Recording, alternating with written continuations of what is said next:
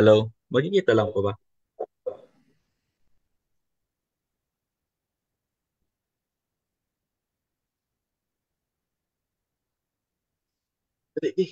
Gawin mo.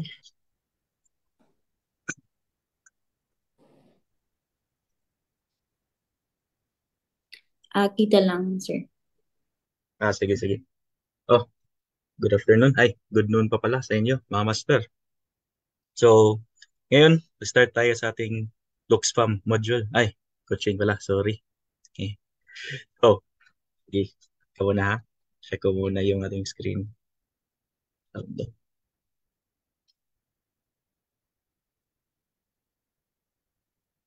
Nagpa-flash ba?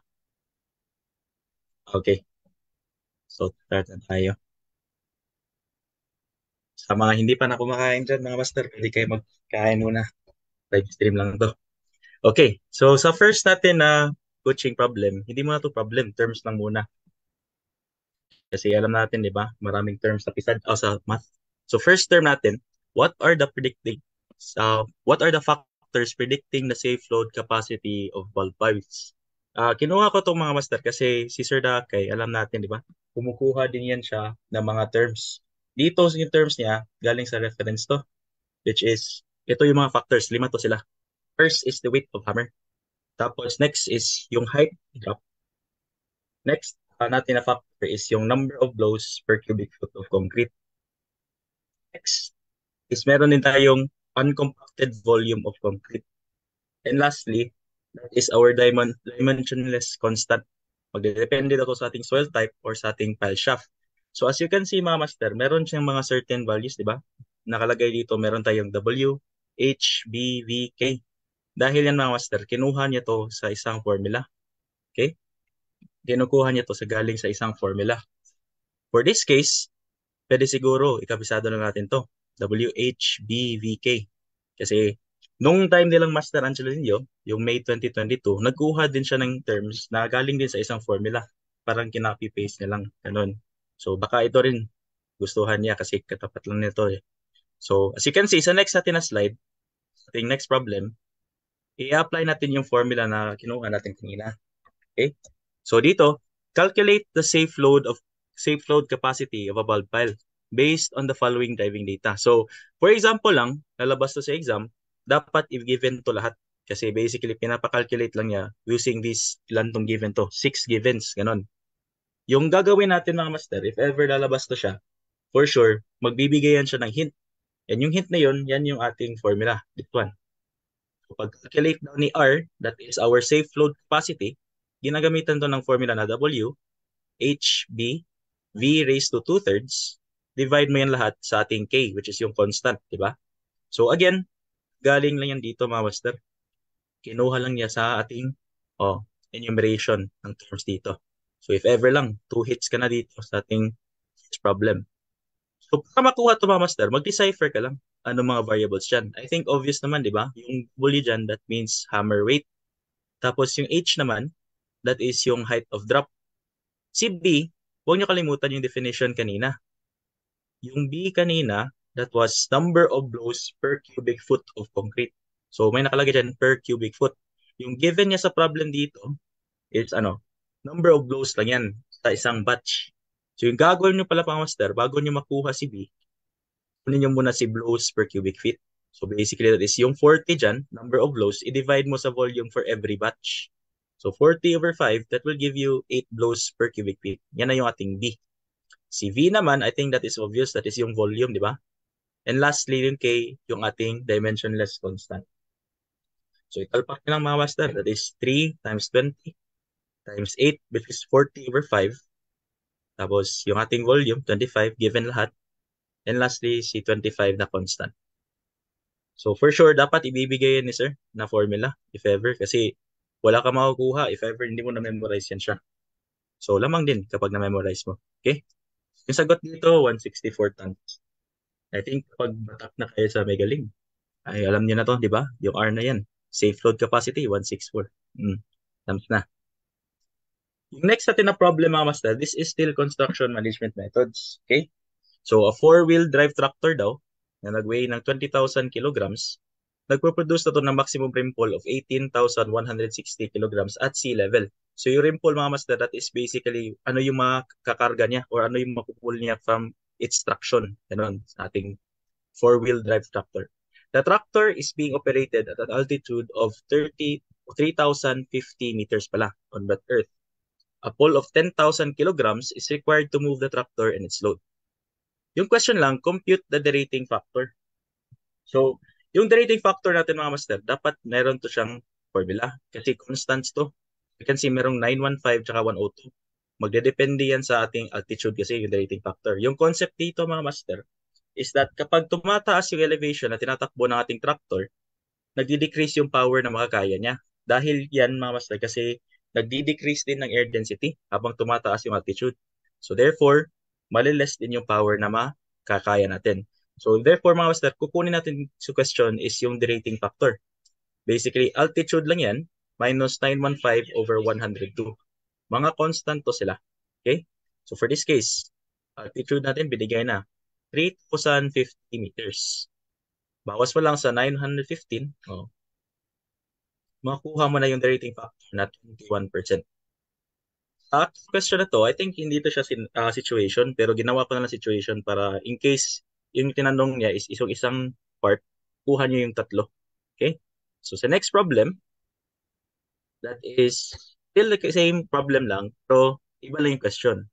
Compute daw the maximum available power. Para makuha yung maximum available power, mga master, kunin mo muna yung ating available na percent rated. Bakit? Kanina kasi, as you can see, the-rate tayo, di ba? Basically, meron tayong 21% power loss. Therefore, kunin mo na lang yung ating available, which is 100 lang yan, 100% power. Ibawas mo sa derating factor, which is 21. So, kung isipin nyo rin, 79% na lang yung kulang na, yung kaya natin, di ba? Yung kaya natin ma-pull. So, gawin mo dyan para makuha yung maximum available power, kunin mo lang yung maximum rainfall which is given sa problem, di ba? That is 18,160. Multiply mo lang sa ating percent rated power available. So using this, makukuha mo na yung ating available power. Maririnig ba? Hello? Check natin. Sige, sige. Thank you po. Okay, may nagsabi kasi na choppy daw. Kung choppy, master, alam naman, di ba? Sige. Next problem. Ito yung last. Okay. Okay. Ang dami mga comments sa Facebook. I think mga batak na yan sa may galing. Okay. Yung last problem, compute daw the maximum usable pull. Yung concept lang ni maximum usable pull, para na siyang yung coefficient of friction, di ba? Dito, binigyan tayo ng hint, coefficient of traction. Si traction kasi mga master, that is basically lang, given yan siya sa table. So, of course, if ever, nabigyan ng problem na ganito, tapos makalimutan yung table, pwede siguro pa-memorize na siguro ng 0.45. Yan kasi yung ginamit sa problem na ito. So, para makuha yung maximum pull, same concept lang to sa friction mga master. Weight lang yan, or yung ating normal force, i-multiply mo lang sa ating coefficient of friction, di ba? Same concept dito. Coefficient of traction, i-multiply mo lang sa weight ng ating vehicle, which is binigay naman din, di ba? In 45, traction, tapos 20,000 kilograms na weight. Multiply mo lang, makuha mo na yung ating 9,000 kilograms na pull. If ever, mga master, yung question niya talaga dito is yung question din sa reference. Yung question kasi sa reference, kaya niya ba ma-pull yung ating tractor? Yung kailangan natin na pull is ano? Sinabi sa problem, di ba? A pull of 10,000 kilograms is required to move the tractor. Ngayon, yung maximum pull mo is only 9,000 kilograms. If ever yung question sa reference, kinuha niya, hindi mo makakaya, di ba? Tama ba? As you can see kasi, kulang ka ng 1,000 kilograms para matulak mo yung tractor. So therefore, inefficient yung maximum pull mo dahil yan sa coefficient of traction. Sige, proceed tayo sa ating next problem.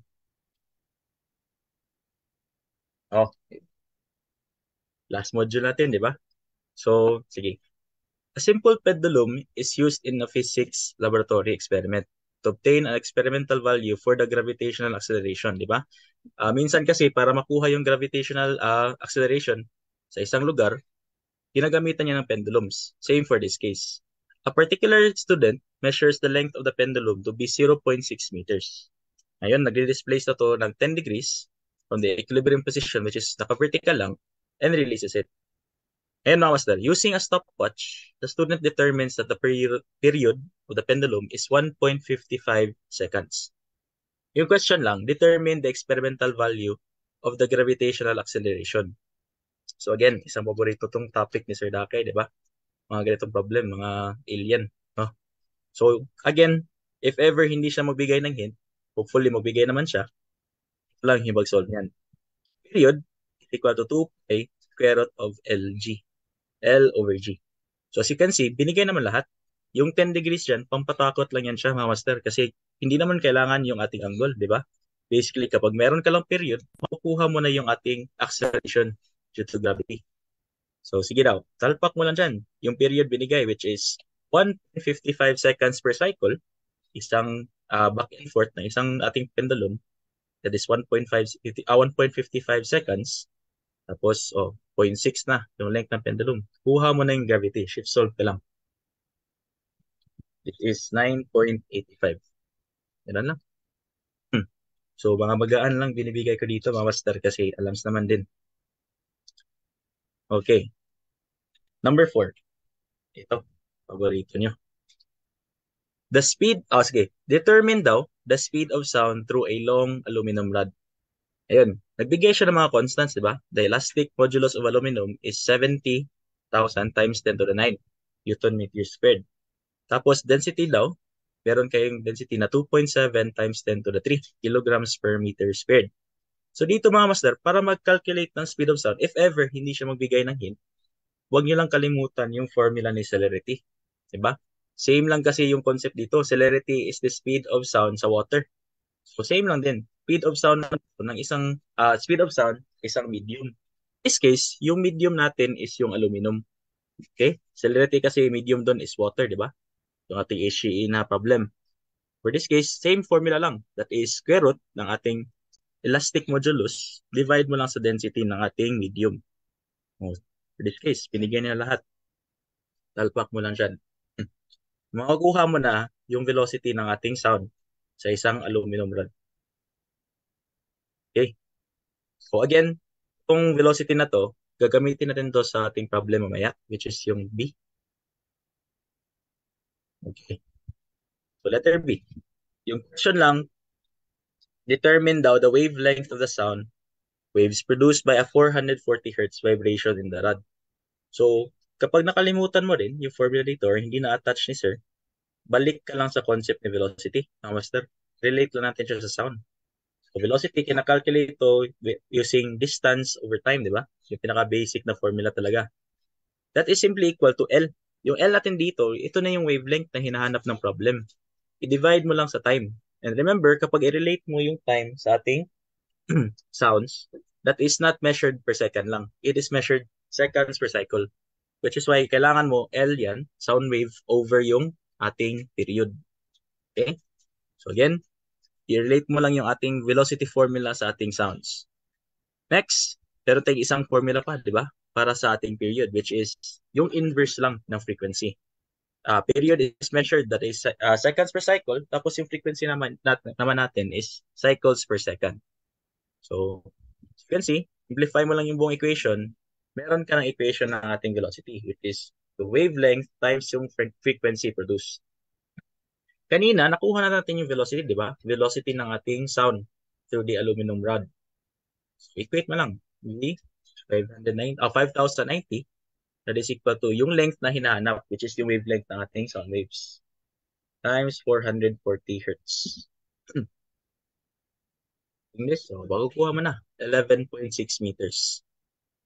So kapag mga physics problems, mga master, balik lang kayo sa mga concepts na. If ever hindi magbigay si sir ng mga formulas, meron kasi mga certain constants dyan na kailangan alamin mo talaga. So, alam niyo naman ba, medyo trending na din yung mga physics problem, mga applied mathematics. Every board exam na siguro, since November, 3 items na pinapalabas niya dyan. So, kung pwede, alams na. 11.6. Okay, ito siguro medyo confusing dito. So, the tube of a mercury thermometer has an inside diameter of 0.140 mm. Ngayon, dimensions lang to siya, mga master. The bulb has a volume of 0.255 centimeter cube. Yung question lang, how far will the thread of mercury move when the temperature changes from 11.5 to 30 degrees Celsius? I think same lang to sa module niyo, di ba? Same na problem. Basically, this is volume equation lang. Nagbigay kasi siya ng hint din. For example lang, lalabas to siya, if ever, sana lumabas kasi alams na, dapat magbigay talaga si sir ng beta, which is the constants, di ba? Again, this is isang volume expansion na problem. So therefore, huwag nyo lang kalimutan. Yung formula ni volume expansion, recall lang kayo kay thermal expansion, master. So next natin. Ganito yung scenario. Meron na tayong isang rod daw, isang tube of mercury na at 11.5 degrees Celsius, mababa pa yung level niya. Of course, since tumaas yung temperature, same lang yan sa ating thermometer, di ba? Thermometer natin, tumataas yung temperature, tumataas yung level ng mercury. Same concept lang yan dito, mga master. Yung question lang sa problem, ano daw yung ating change in height? How far daw will the thread of mercury move? So yung delta H lang yung pinapahanap sa problem. Kasi again, tumaas yung temperature. Para ma-solve to siya, huwag nyo lang kalimutan yung ating thermal expansion formula. If ever nakalimutan nyo yung volume expansion. Diba? Para makuha yung thermal expansion, that is basically change in length is equal to alat, di ba? Si alat doon mga master, si A, si alpha, that is isang constant, magdepende sa material. Dito naman, yung ginagamit natin, si beta lang. Kasi volume expansion na, di ba? So alpha, tapos beta lang. Ngayon, since tinabi dito mga master, take into account the expansion of the Pyrex class. Ibabawas mo yung beta ng mercury at saka na Pyrex. Basically, yung gagawin natin is yung difference. Difference ng ating beta ng mercury and beta ng Pyrex. Ganon lang talaga yan siya. Ngayon, change in volume, di ba? Paki-recall sa ating thermal expansion, that is change in length, kinakalculate mo din is yung alat L, which is yung original length. Same lang dito. Change in volume, volume. And lastly, change in temperature. Hindi na yan magbabago, mga master. Always yan. Meron si change in temperature. So, italpak ko lang dyan. Kasi nag-give na tayo ng 180 times 10 to the negative 6 minus 9 times 10 to the negative 6. Binigay na din yung ating initial na volume, which is 0.255. And lastly, 33 minus 11.5, change in temperature natin. So, makuha natin dito na volume, ito na yan siya, 9.37. Minsan, ibang problem, pinapahanap lang is yung change in volume. Dito, however, yung pinapahanap is yung change in height. So, therefore, balik lang tayo sa shape ng ating thermometer. Yung thermometer kasi natin dito, obvious naman, nandito sa diagram, para siyang cylinder, di ba? So therefore, anong formula ng cylinder sa volume? Basically, pi r squared times h lang. And for this case, since change in volume, nakuha natin, i-relate natin sa change in height. Ganun siya. Okay. Kuha natin yung change in volume, pi r squared. R natin mga master, kinonvert na lang yan to cm. Okay lang ba? Yan na siya. So, kinonvert natin yung mm na height, sorry, diameter pala, kinonvert natin to cm, tapos nag-radius lang tayo. I think hindi naman yan mahirap. So, yung gawin na natin, since naka-cm yung ating change in volume, i-follow lang natin yung units niya. So, naka-cm din yung ating radius. And finally, makuha mo na yung change in height sa ating thermometer. That is 6.1 cm. Okay? Ganun lang. Yung problema dito mga master, sa nakikita ko is for example lang, hindi mabigay si sir ng beta. Kailangan kasi yung beta na yan. Okay? So if ever, di ba kasi yung mga beta ng galing sa reference na to, nanggaling yan sa isang libro, sorry, ng isang table, ganun. Mahirap naman, di ba? If memorize tayo ng lahat ng beta constants dyan. O ganun lang. If ever, lalabas to. 6.1. Ganun lang. Okay. Next problem. Ito. Madali lang siya kung isipin mga master. Meron ka lang iti-take into account ng mga factors dito. So, isang construction management method problem to. And I think trend din to siya kasi nung exam namin, nagpalabas din si sir ng parang construction estimates na problem. Okay? Tapos, mahirap din yun kunin kasi yung makuha mo na value, for example, ang nakuha namin nun is parang 10,000 nata yun. Yung mga choices, puro na 150, 160, 140, ganun. So medyo meron din mga assumptions na hindi namin nakuha nun. Okay? So sige. Question number 6. Calculate lang daw the number of bricks. So yung dimensions ng ating bricks daw, 95 by 57 by 203 mm. And laid daw to in running 1. Tapos required for a double white wall na yung dimensions ng ating wall, as you can see sa diagram, is 2.44 tapos 4.27 meters. Ngayon mga master, may sinabi siya. Meron daw opening yung ating wall. Isang opening is 1.22 by 1.83. So, kung isipin nyo, para siguro yung door, di ba? Mataas, tapos mataas yung mga dimensions niya. So, therefore, parang door ata ito. 1.22 by 1.83. Andito sa ating drawing. And lastly, isa pang opening which is 0.81 and 1.22. So, para siguro itong window. Ganon. May sinabi din siya mga master na mortar joints are 13 mm. Tapos allow daw 3% for brick waste. So, hindi pala tayo efficient dito kasi meron tayong mga waste, di ba? Pag merong waste, hindi tayo completely 100% efficient sa paggamit ng bricks. Ngayon, paano ito kinakalculate? Pinapahanap lang ilang bricks daw para makumpleto yung ating double white wall. O, para makuha mo mga master, of course, na-visualize mo, di ba? Kunin mo lang yung area ng wall, tapos i-divide mo sa area ng bricks. Ganon. Pero, hindi pa yan, kasi meron tayong mga butas. So, therefore, kukunin mo pa dyan yung ating net area. Net area ng ating wall. So, you can see, para makuha yung net area, kunin mo lang yung buong gross area. Basically, parang concept lang to sa ating steel design, di ba? Net area. So, 4.27 times 2.44, that is our gross area. Bawasan mo sa area consumed by our door and our window. Assuming door and window yan siya. So, ganun lang. Makuha mo na yung ating net area. Okay. So, hindi pa to yung sagot, mga master. Of course, pinapahanap number of bricks. Para makuha mo, okay, proceed tayo. Kunin din natin yung area ng isang brick. Okay. Sabi dyan, yung area, yung dimensions ng brick is 95 by 57 by 203. Ngayon mga master, bakit nag-add tayo ng 13 dyan? So, first muna, i-check natin.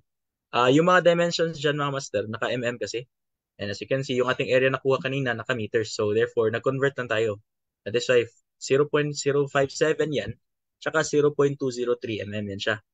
Ngayon, nag-add tayo ng 13 mga master kasi kino-consider din natin yung mga mortar, di ba? Yung paste-like na ginagamit natin para magdakit yung mga bricks na yan. So therefore, i-consider natin yan siya mga master. So kalahati sa taas, for example lang si 0.203, that is kalahati sa left and kalahati sa right. So therefore, nag-consider ka lang ng isang mortar joint dyan.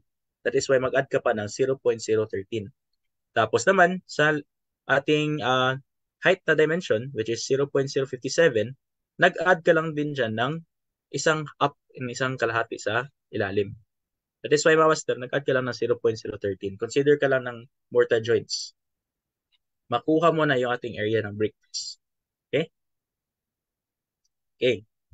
Para makuha yung bricks required, i-divide mo lang yung ating nakuha na area kanina, which is area net, sa ating 0.015, which is area ng isang brick. Pero huwag kalimutan, master, meron tayong dalawa pang bagay i-consider.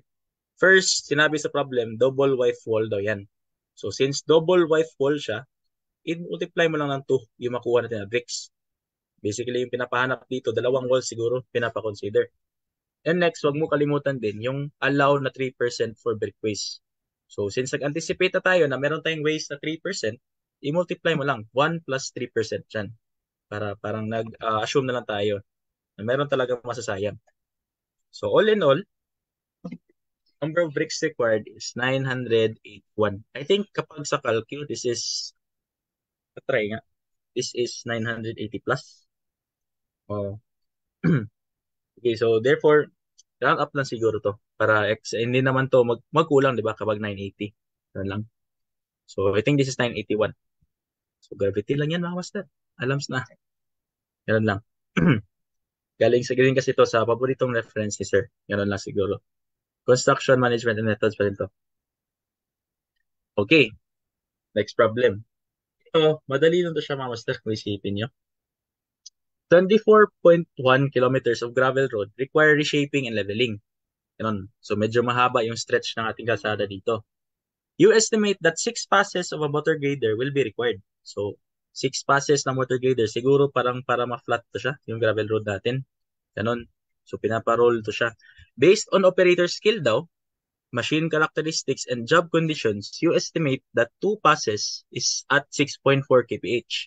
Tapos, 2 passes at 8 kph. And lastly, 2 passes din at 9.7 kph.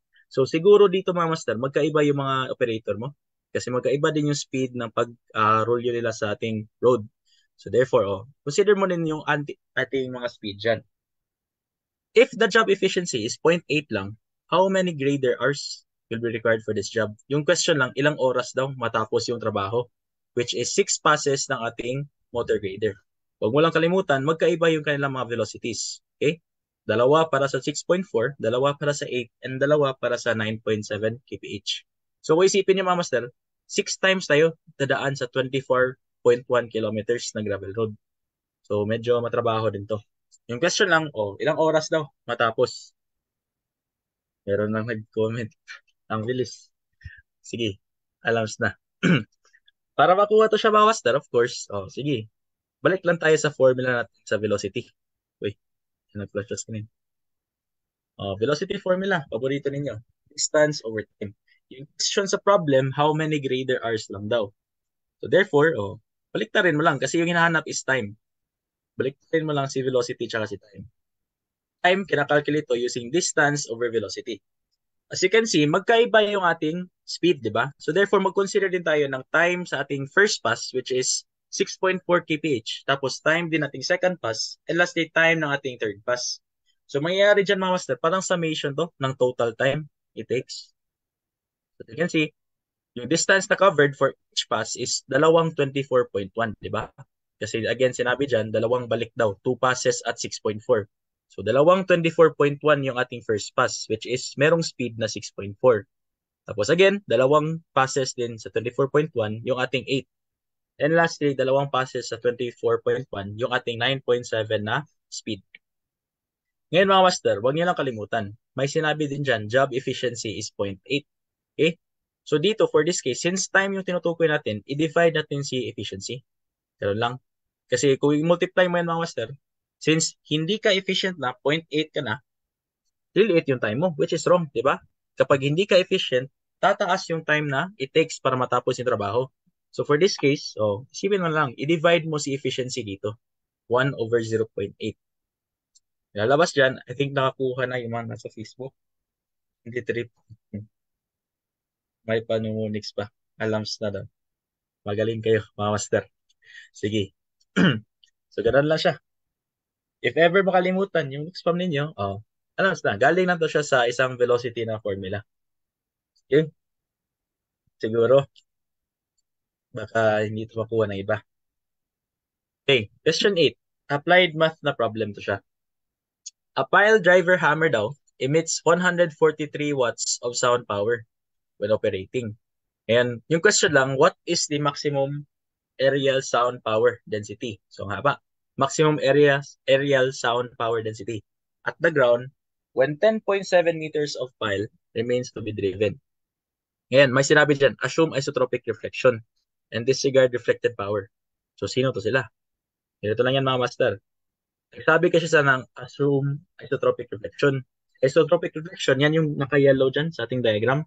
So, basically, ina-assume ng isotropic reflection is that different points, meron siyang same intensity lang. So, basically, pag release ng intensity ng power na to, which is 143 watts, para siyang spherical area lang, yung pag-dissipate ng power. Ganon. Unlike sa Lambertian reflection, medyo show yung pangalan, ganon, which is different points na pag-distribute ng energy, different intensity nito, mafe-feel niya. Ganon lang. So, since sinabi dito, assume isotropic reflection, mga master, ibig lang sabihin dyan, is yung i-consider mo na area dito is isang spherical surface area. So, para makuha mo yung ating density, same lang to na formula sa ating intensity sa earthquakes, di ba? Yung na-discuss natin sa refresher module, which is power over area lang, P over A. Don't worry mga master, kasi nung lumabas din to, noon daw, sa November, nagbigay naman din ng hint si sir. Ganun lang. So, yung kulang mo lang, dapat alam mo, yung area na i-consider dito must be spherical area.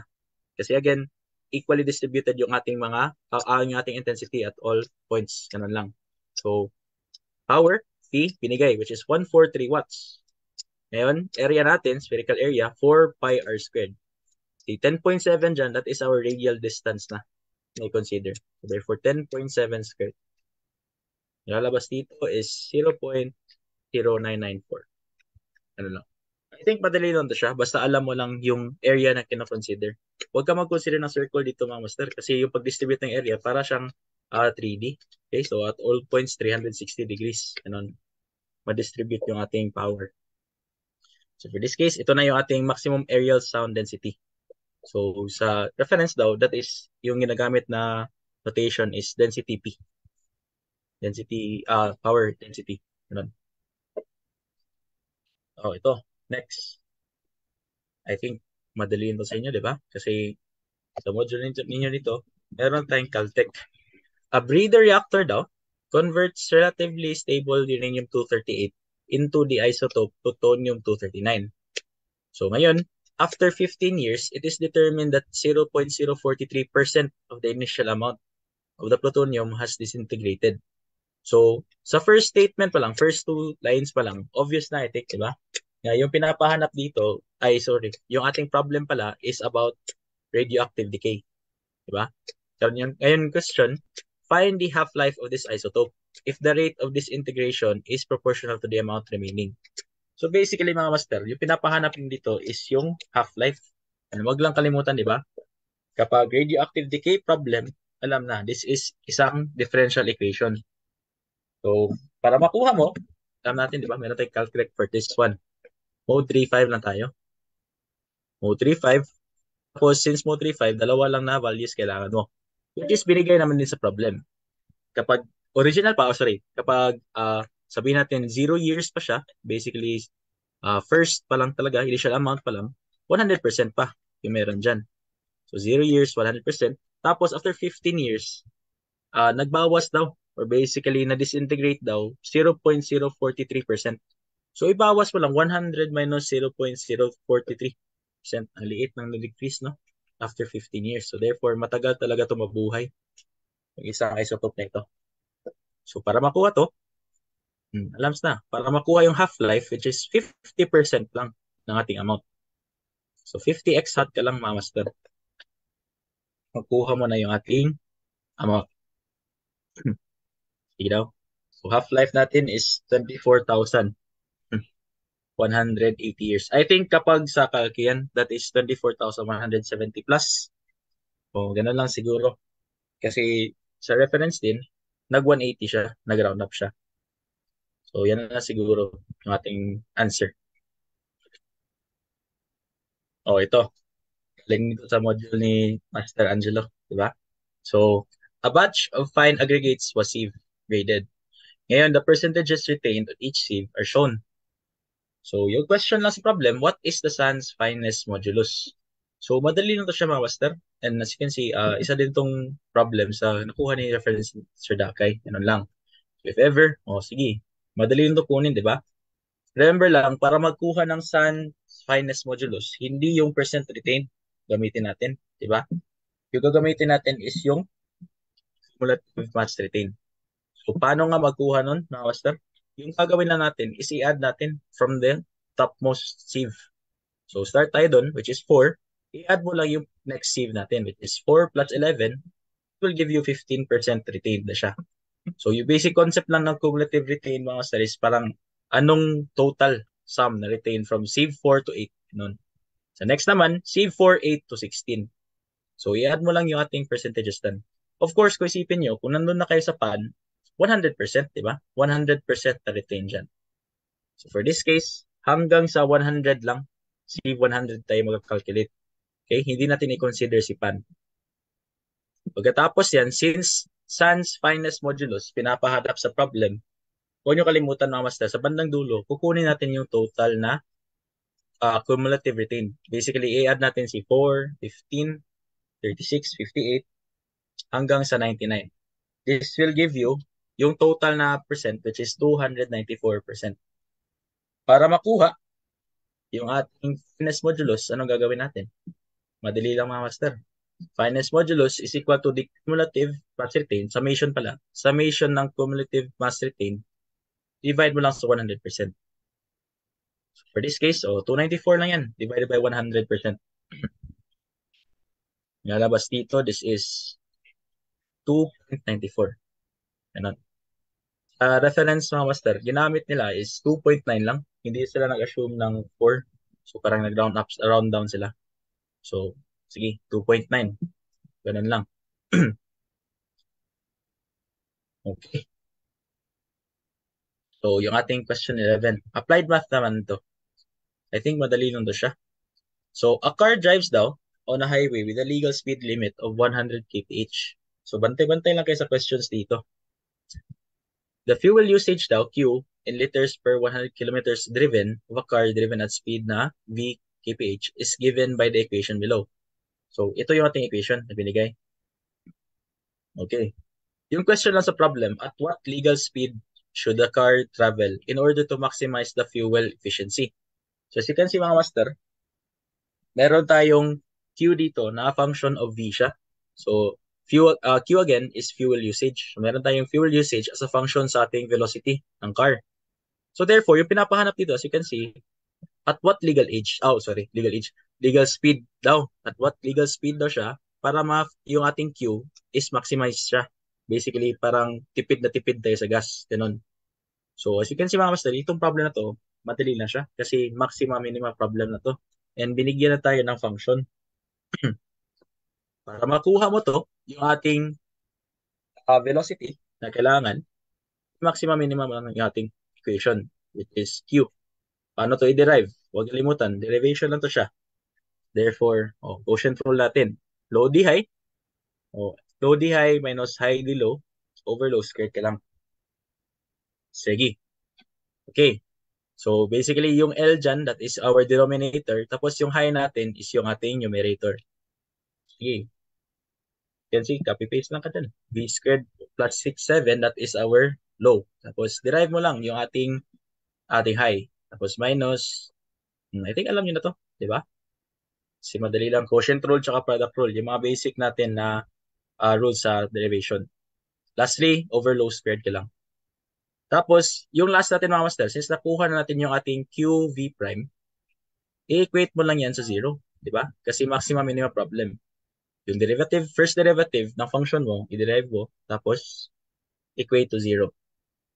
So you can see, isa lang yung unknown. That is yung velocity lang. So, shift solve. Yan yung makuha natin na velocity. At what legal speed daw siya. So, as you can see mga master, mas mababa siya sa ating legal speed, which is 100 kph. So, therefore, goods yung sagot, 91.85. That is our correct answer. Sa reference naman, hindi ko lang nalagay dito, yung ginamit niya na value, yung final value is 80. So, nag-round down siya. 80 kph daw. I think mas madali, di ba? So, if ever naman din, lalabas siya. Proceed tayo sa next problem. I think the next problem sa master, puro na to siya terms. So, practice lang tayo kasi madami ring terms sa math. First term natin, an increase in soil density of a cohesive soil resulting from the expulsion of water from the soil's void spaces. Sige daw. Kaya daw, ano yung sagot niyo dito? I think nandun to sa Megaling, di ba? This is consolidation, master. Okay? Yung keyword siguro ninyo, kapag mga terms, kasi mahirap i-look from yung terms, di ba? Yan malulok from yung terms. So, yung keyword siguro dito mga master is yung expulsion of water tapos soil yung ating material. Okay? Makikita nyo mamaya bakit kailangan natin i-check yung material. For this case, again, increase in soil density tapos nag-expulsion daw to ng water. So, therefore, that is considered as consolidation. Next naman natin na problem. Okay, uy, wala na. Nalik na. The process daw of increasing the density of a soil by mechanically forcing the soil particles closer together, therefore expelling air from the void spaces in the soil. So ito, kino-consider itong process na to as compaction. So ginagawa dito mga master, na-force mo talaga na i-compact yung soil, ganun. So therefore, nag-expel ng air voids dito. So liliit yung ating mga spaces dyan. Again, keywords, kung gusto ninyo, increase in density, pero dahil yan siya sa void spaces na expulsion. So, expulsion ng air na. Unlike kanina, which is expulsion ng water. And huwag nyo kalimutan mga master, this is considered soil, okay? Yung next problem kasi, sige, ito yung merong mga detalye dito. The process daw of removing air voids in concrete as it is placed is known as, so, meron kasing iba na sumasagot dito na compaction siya. Hindi naman. Sagot dito is still consolidation. Yung again, sinabi ko kanina mga master is that tignan ninyo yung ating keywords. Ina kasi, di ba? Okay. Nasaan yan? Okay. Increase in soil density. Expulsion of water. That is considered as consolidation. Next naman, increase in soil density through expulsion of air na. This is considered as compaction. Ngayon mga master, as you can see, magkaiba na yung ating material. Kanina, puro yun soil. Ngayon, yung ating material is concrete na siya. Tapos, removing air voids pa rin. So, kapag concrete na yan mga master, kinoconsider pa rin yan siya as consolidation. Hindi yan compaction. Hindi porket removing air void siya, matik na compaction. This is considered as consolidation. Okay? So, huwag kayo magpatrap dito. Kasi for sure, if ever lalabas to siya, ibibigay ni Sir dyan yung choices na consolidation, compaction, ganun, soil modification. So, ganun lang siya. Okay? So, again, keywords niyo is dalawa. Kailangan ninyo alam yung ano yung ating ini-expulsion, which is air or water, tapos anong material kino-consider. Pwede yan siya concrete, pwede yan siya air din. Concrete, pwede siya soil. Okay? Sige. Yung next na question. This refers to drawings usually accompanied by notes of various aspects or components of the design. I think fast forward to siya, lumabas na siya. Pero binigay ko ulit kasi mainit siya na problem ngayon. Okay, plans. Okay, galing to sa isang reference, sir. So, yung hint ko dito, yung parang keyword ko dyan mga master is yung drawings. Drawing siguro, tapos may notes. Yan ay kinoconsider as plans. So, lahat ng drawings daw na merong notes, plans. Bakit kailangan to siya? Yung next kasi na problem mga master, which is ito, the four basic yan siya, sorry. The four basic elements of standard plans include, so enumeration na to siya na problem. This is plan view. This is the first. Profile, geometric cross-section, yung super elevation diagram. Pinalabas ko to siya mga master kasi mainit to siya. Nung exam nilang Master Angelo, nagpalabas siya ng answer ng profile. Ganun. Exam din namin mga master, dalawa yung pinalabas niya, which is yung geometric cross-section and yung super elevation diagram. Magkatapat pa sa exam. Promise. So therefore, kinukuha ko lang yung mga problems na nasa katabi ng mga problems na yun. So for this case, yung hindi pa lumabas is yung plan view. Ganun. So if ever lang, kabisado niyo yung description ni plan view. So again, si profile, that is May 2022. Tapos si geometric and si super elevation diagram, exam namin, which is last sem. Ganun. So, I think alam niyo na, di ba? Yung sagot nito. Yung last problem natin. Yung question lang daw is, ano yung this is a drawing of the facility as it would look to an observer directly above it. Again, sinabi ko kanina, yung lumabas so far, profile, geometric, tsaka super elevation. Isa na lang yung choice mo dyan. That is plan view. Okay? Ikabisado niyo yung keywords dito, mga master. Drawing daw, tapos facility. I think sa apat na terms dito, ito lang yung may term na facility. So, yan yung ginawa naming clue noon sa batch namin na facility daw. Okay? That is your plan view. Sige. So, that would be the end sa aking coding, mga master. Mas mabuti siguro. Ayun pa pala. Ganun. So, siguro mga master na kung kaya pa, i-familiarize nyo na yung mga binigay ko. Okay? If ever naman, kung hindi na kaya isolve. Sige. Kumain muna kayo dyan, mga master. Alam ko, medyo gutom na, di ba?